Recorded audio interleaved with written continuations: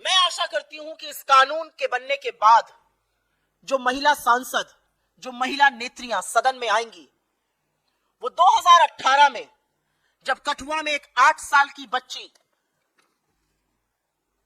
को नशे की दवाई देकर 1 हफ्ते तक उसका सामूहिक बलात्कार करके उसकी हत्या हो जाती है, और उसके बाद भाजपा के लोग आरोपियों के साथ खड़े नजर आते हैं,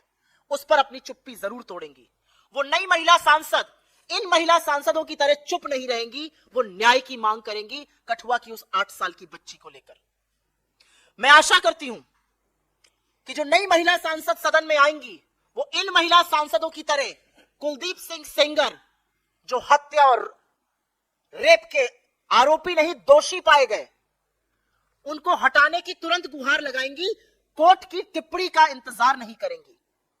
वो अपने साथी सहकर्मियों से कहेंगी कि कुलदीप सिंह सेंगर दोषी पाए गए, उनके घर का चक्कर लगाना, उनका चरण वंदन करना, उनका महिमा मंडन करना बंद कर दो। वो आशा करेंगी कि जिस बच्ची के पिता, उनके चाचा, उनकी मौसियों की ट्रक दुर्घटना में हत्या हो जाती है, वो कैसे हो जाती है। वो नई महिला सांसद इन महिला सांसदों की तरह चुप नहीं बैठेंगी। मैं आशा करती हूं कि जो आने वाली भविष्य की महिला सांसद हैं, वो 2020 में जब शाहजहांपुर में भाजपा के नेता चिन्मय आनंद के खिलाफ एक लड़की यौन शोषण का आरोप लगाएगी, तो वो चुप नहीं बैठेंगी, वो अपनी आवाज और अपना स्वर उस पीड़िता के स्वर में मिलाएंगी। मैं आशा करती हूं, और ये भयावह था,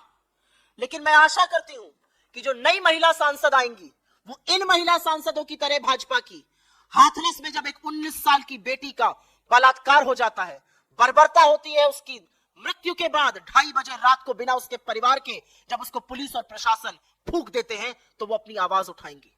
वो कहेंगी अपनी सरकार से कि आप पीड़िता का चरित्र हनन मत कीजिए। वो कहेंगी अपनी सरकार से कि प्रशासन के माध्यम से उनके परिवारों को डराइए मत, धमकाइए।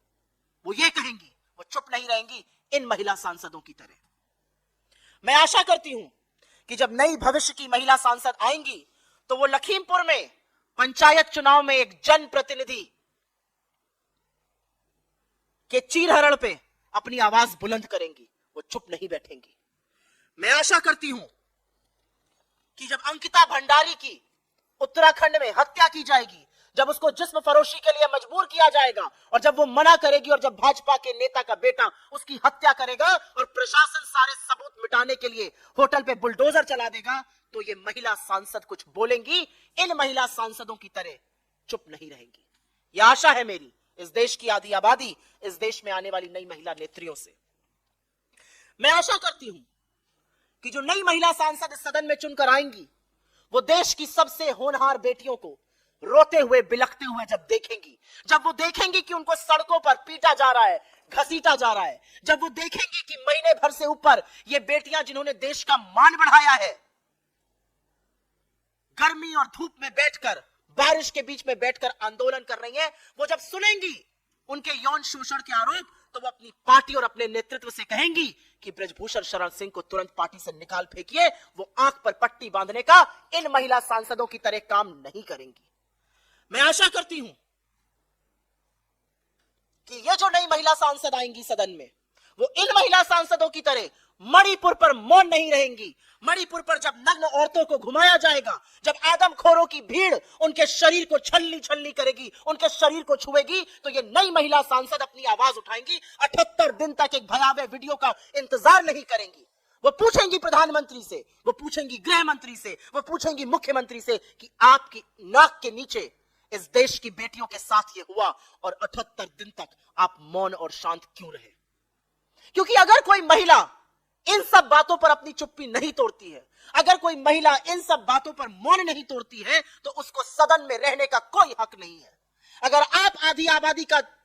प्रतिनिधित्व कर रहे हैं, अगर आप आधी आबादी के नुमाइंदे हैं, तो सबसे पहले आपको आधी आबादी की सुरक्षा, उनके खिलाफ अपराध, उनके खिलाफ हो रहे अत्याचार, उनके खिलाफ हो रही बर्बरता, और उनके खिलाफ जिन लोगों ने किया है उनको मिल रहे राजनीतिक संरक्षण के खिलाफ बोलिएगा,